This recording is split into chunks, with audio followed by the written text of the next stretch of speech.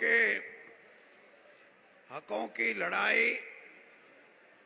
लड़ने की तरकीब और किसानों में आत्मविश्वास पैदा करने वाले भारत की राजनीति में स्वर्गीय आदरणीय देवीलाल जी की 110 साल की ये जयंती और मैं इसमें उपस्थित मंचासीन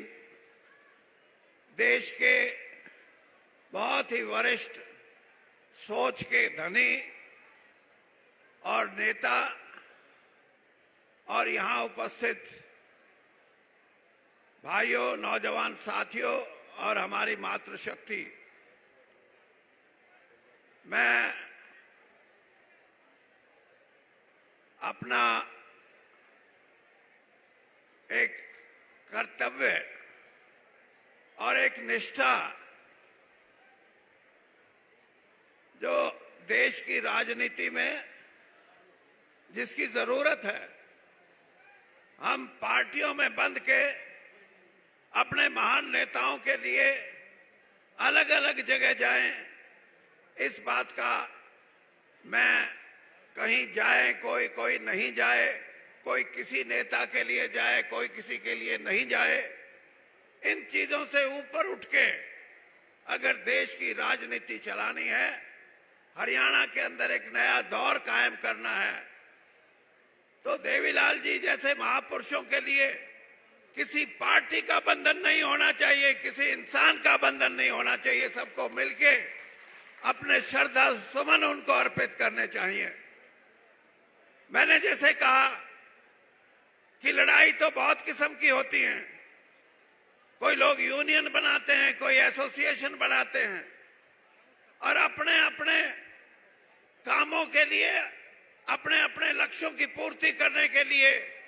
बहुत सी ऐसी चीजें हैं जिनके लिए संघर्ष करते हैं। लेकिन किसान के लिए, गरीब कमेरे वर्ग के लिए और उन लोगों के लिए जो आर्थिक असमानता का शिकार हैं, कल या परसों के अखबार में मैं पढ़ रहा था, एक तरफ तो 200 रुपए कमाने वाली है एक परिवार और एक परिवार ऐसा जिसकी आमदनी हर रोज 1200 करोड़ रुपए से भी ज्यादा हो। ऐसी असमानता में, ऐसी डिस्पैरिटी में अगर अर्थव्यवस्था हमारी चलेगी तो देश से कभी गरीबी खत्म नहीं हो सकती। ये जो कमेरा वर्ग है, जो अपनी मेहनत करके पसीना बहा के अपने परिवार का पेट पालता है, 76 साल की आबादी में उसके लिए आज भी मैं ये कहता हूं कि इस देश की धन दौलत में उसका कोई हिस्सा नहीं है। और यही हाल किसान का है। किसान जिसने 9 गुना पिछले 56-57 साल में, जब से गेहूं का और दूसरी फसलों की एमएसपी तय हुई थी, 9 गुना उत्पादन बढ़ाया हो, वो आज या तो बैंक का कर्जाई है या किसी साहूकार का कर्जा लिया हुआ है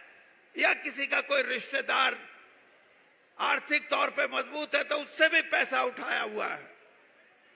लेकिन उसको इंसाफ नहीं मिलता। आज भी वो गरीबी का शिकार है, आज भी वो इन बंधनों में बंधा हुआ है। तो इस लड़ाई को लड़ने के लिए, लड़ाई तो पुरानी है, लेकिन देवीलाल जी ने इस लड़ाई को लड़ने का एक तरीका, जैसे मैंने कहा, लड़ाई को जोरदार तरीके से लड़ने के लिए, अपने हकों की लड़ाई लड़ने के लिए उन्होंने जो अभियान चलाया था, उसी का कारण है कि 13 महीने किसानों का आंदोलन चला और जो उनकी मांग थी कि 3 कानून वापस होने चाहिए, किसान संघर्षरत रहा। उसको पता था कि अगर मैं संघर्ष में कमजोर हो गया या पीछे हट गया तो मेरी जमीन भी जाती रहेगी। ये उसके मन में एक भाव था और ये भाव इसलिए कि देवीलाल जी ने अपनी जिंदगी में इस लड़ाई को लड़ने का संकेत दिया था किसानों को कि जाति पाति से ऊपर उठ के, धर्म से ऊपर उठ के, अपनी मान्यताओं से ऊपर उठ के अपनी लड़ाई को लड़ना सीखो। लेकिन आज भी लड़ाई पूरी नहीं है। इसलिए मैं जहां अपने श्रद्धा सुमन अर्पित करता हूं,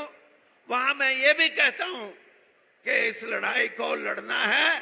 तो एक होके लड़ सकते हो, अलग अलग होके आप नहीं लड़ सकते। और उनकी इस जन्मदिन पे